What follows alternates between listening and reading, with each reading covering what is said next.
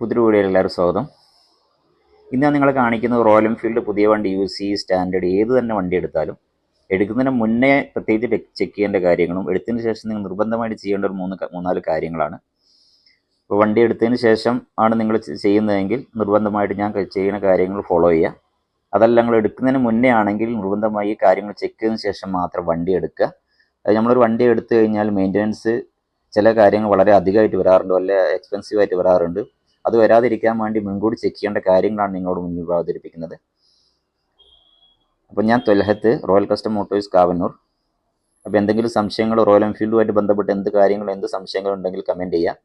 എൻ്റെ ഡിസ്ക്രിപ്ഷൻ ബോക്സിൽ നമ്പർ ഉണ്ട്, വാട്സപ്പ് ചെയ്താൽ അതിൽ കറക്റ്റായിട്ട് ആൻസർ എനിക്ക് തരാൻ പറ്റുന്നതാണ്.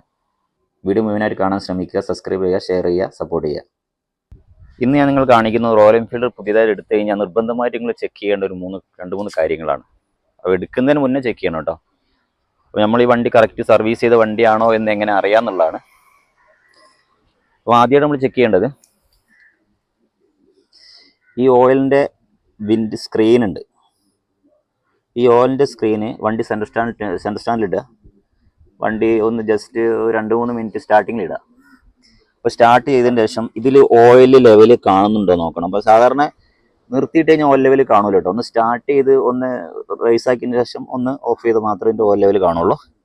അപ്പോൾ ഇതിങ്ങനെ ചെരിച്ചിട്ട് ഓയിൽ കാണുന്നുണ്ടോ എന്ന് ശരിക്കും നോക്കണം. അതായത് ഇതിലൂടെ ഓയിലിൻ്റെ ലെവൽ കാണുന്നുണ്ടോ, അതല്ല ഫുള്ള് കംപ്ലീറ്റ് ബ്ലാക്കിഷ് ആണ് എങ്കിൽ ഓയിൽ ലെവലൊന്നും കാണുന്നില്ല, പിന്നെ കംപ്ലീറ്റ് ബ്ലാക്ക് ആയിട്ടാണ് കാണുന്നതെങ്കിൽ അതിൻ്റെ അർത്ഥം എന്താണെന്ന് വെച്ചാൽ ആ വണ്ടി കറക്റ്റായിട്ട് ഓയിൽ ചേഞ്ച് ചെയ്യുന്ന വണ്ടിയല്ല. അപ്പോൾ വളരെയധികം ഡിലേ ആയിട്ട് ഓയിൽ ചേഞ്ച് ചെയ്യുന്ന വണ്ടിക്ക് മാത്രമേ ഓയിൽ കറക്കുള്ളൂ. ഓയിൽ കറുത്ത് കഴിഞ്ഞാൽ അതിൻ്റെ വിൻഡ് സ്ക്രീന് ബ്ലാക്ക് ആവും. അപ്പോൾ ഈ സ്ക്രീന് ബ്ലാക്ക് ആയി കഴിഞ്ഞാൽ ഓയിൽ ലെവൽ കാണുമല്ലോ. ഇപ്പോൾ ഓയിൽ നമ്മൾ എത്ര മെയിൻറ്റെയിൻ ചെയ്യണോ, അല്ലെങ്കിൽ ലെവൽ മെയിൻറ്റെയിൻ ചെയ്യണോ, ഒന്നും ചെയ്യാൻ പറ്റാത്ത അവസ്ഥ വരും. അപ്പോൾ അങ്ങനെ ആ ഒരു വണ്ടികൾ അറിയാതെ എടുത്തു പോയിട്ടുണ്ടെങ്കിൽ, ഇനിയിപ്പോൾ അഥവാ ഓൾറെഡി ഇപ്പോൾ വണ്ടി എടുത്തു, ഓയിൽ സ്ക്രീൻ ലെവലൊന്നും കാണുന്നില്ല എങ്കിൽ ഇനി ഓയിൽ ചേഞ്ച് ചെയ്യുന്ന സമയത്ത് മെക്കാനിക്കിനോട് പറഞ്ഞിട്ട് ഈ ഓയിലിൻ്റെ ലെവലിൻ്റെ ആ സ്ക്രീൻ ഒന്ന് അയച്ചിട്ട് ക്ലീൻ ചെയ്യാൻ നിർബന്ധമായിട്ട് പറയണം. കാരണം നമുക്ക് ഇതിൽ ഓയില് ലെവല് കണ്ടാൽ തന്നെ നമുക്ക് ഓയില് പിന്നെ ഒരു 3000 കിലോമീറ്റർ കൂടുമ്പോൾ ഓയിൽ ടോപ്പ് ചെയ്യേണ്ട ആവശ്യത്തിൽ വരാറുണ്ട്.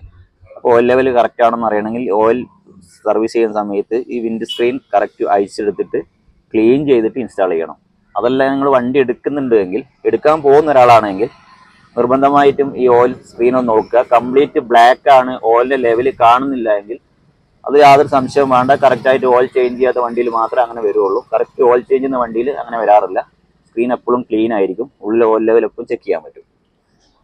പിന്നെ രണ്ടാമത് നോക്കാനുള്ളത് ടാങ്കാണ്, ഫ്യൂൽ ടാങ്കാണ്. അപ്പോൾ ഫ്യൂൽ ടാങ്ക് നല്ലോണം ചെക്ക് ചെയ്യുക, തുരുമ്പുണ്ടോ എന്നുള്ളത്. ഇപ്പോൾ കൂടുതലായിട്ടും വണ്ടിയിൽ വരുന്ന വിഷയമാണ് ഫ്യൂൽ ടാങ്കിൽ തുരുമ്പ്, റസ്റ്റ് വരിക. അപ്പോൾ റസ്റ്റ് വല്ലാതെ നിങ്ങൾ പേളിയിലേക്ക് കാണുന്നുണ്ടെങ്കിലും ആ വണ്ടി ഒഴിവാക്കിയേക്ക് നന്നാവുക. അതല്ലെങ്കിൽ ആ ഒരു ടാങ്ക് റീപ്ലേസ് ചെയ്യുന്ന ഒരു കോസ്റ്റ് നിങ്ങൾ കുറച്ചിട്ടേ വണ്ടി എടുക്കാവൂ. അതല്ലെങ്കിൽ വണ്ടി എന്ത് തന്നെ ചെയ്താലും, കാർബറേറ്റർ എന്ത് തന്നെ ക്ലീൻ ചെയ്താലും അത് വീണ്ടും ആ റസ്റ്റ് അതിലേക്ക് ഇറങ്ങിയിട്ട് വണ്ടിക്ക് എപ്പോഴും മിസ്സിങ് ആയിക്കൊണ്ടേയിരിക്കും. അതുകൊണ്ട് ടാങ്കിൻ്റെ ഉൾഭാഗം ചെക്ക് ചെയ്യൽ നിർബന്ധമാണ് വണ്ടി എടുക്കുന്ന സമയത്ത്. പിന്നെ മൂന്നാമത് ചെക്ക് ചെയ്യാനുള്ള കാര്യം, എഞ്ചിൻ്റെ കേസിന് എവിടെയെങ്കിലും പൊട്ടോ കാര്യങ്ങൾ, അതായത് ഏതെങ്കിലും പൊട്ടിയിട്ട് ആക്സിഡൻ്റ് ആയിട്ട് ഈ ഭാഗങ്ങൾ നല്ലോണം ചെക്ക് ചെയ്യുക. വെൽഡ് ചെയ്ത അടയാളം ഉണ്ടെങ്കിൽ, ഇപ്പോൾ കറക്റ്റ് ഈവൻ അല്ല, ക്ലിയർ അല്ല എങ്കിൽ കേട്ടോ.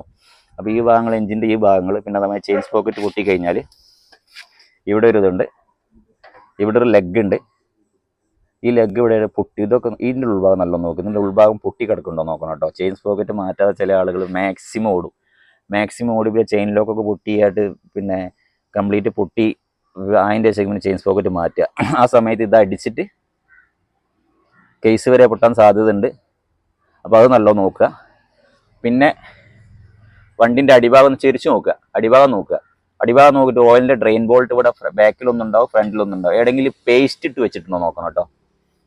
ആ ബോൾട്ട് കറക്റ്റായിട്ട് പേസ്റ്റ് ഇട്ട് വെച്ചിട്ടുണ്ടോ നോക്കണം. അതായത് സാധാരണ ബോൾട്ട് കറക്റ്റായിട്ട് ത്രെഡ് ടൈറ്റ് ചെയ്ത് നിൽക്കുന്ന ഭാഗം ഒന്ന് അറിയാൻ പറ്റും നമുക്ക്.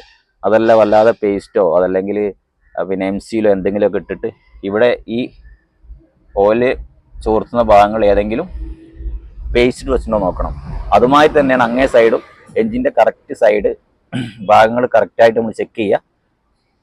പിന്നെ വണ്ടി എടുത്ത ഉടനെ തന്നെ എന്തായാലും എല്ലാ ആളുകളും പറയൽ എന്താണെന്ന് വെച്ചാൽ നമ്മൾ ഓയിൽ കറക്റ്റ് ചേഞ്ച് ചെയ്യുന്ന വണ്ടിയാണ്, കറക്റ്റ് സർവീസുള്ള വണ്ടിയാണെന്ന് എല്ലാവരും പറയുള്ളൂ.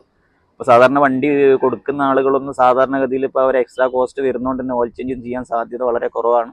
വളരെ ചുരുങ്ങിയ ആളുകൾ മാത്രം നമ്മുടെ അടുത്ത് വരുന്ന ആളുകളൊക്കെ പറയാറുണ്ട് വണ്ടി ഏതായാലും കൊടുക്കണം, സർവീസ് ചെയ്ത് വൃത്തിയായി കൊടുക്കാമെന്ന്. അങ്ങനത്തെ ആളുകളുണ്ട് കേട്ടോ, അങ്ങനത്തെ നല്ല ആളുകളുണ്ട്.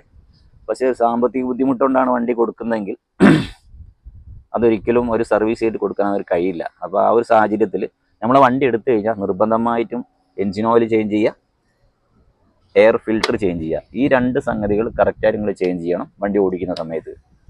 Engine oil, air filter, 2 spark plug, ഇത് നിർബന്ധമായിട്ട് നിങ്ങൾ ചേഞ്ച് ചെയ്തിരിക്കണം. എന്നാലേ നിങ്ങളെ വണ്ടിക്ക് സ്മൂത്തായിട്ട് റണ്ണിങ് കിട്ടുള്ളൂ, കറക്റ്റായിട്ട് ഒരു മൈലേജും കാര്യങ്ങളും കിട്ടുള്ളൂ.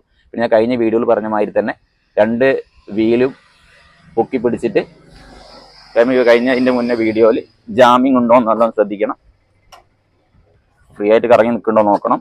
ഈ ഒരു കാര്യങ്ങളാണ് പ്രത്യേകിച്ച് നിങ്ങളൊരു വണ്ടി എടുത്തതിന് ശേഷം ചെയ്യേണ്ടത്.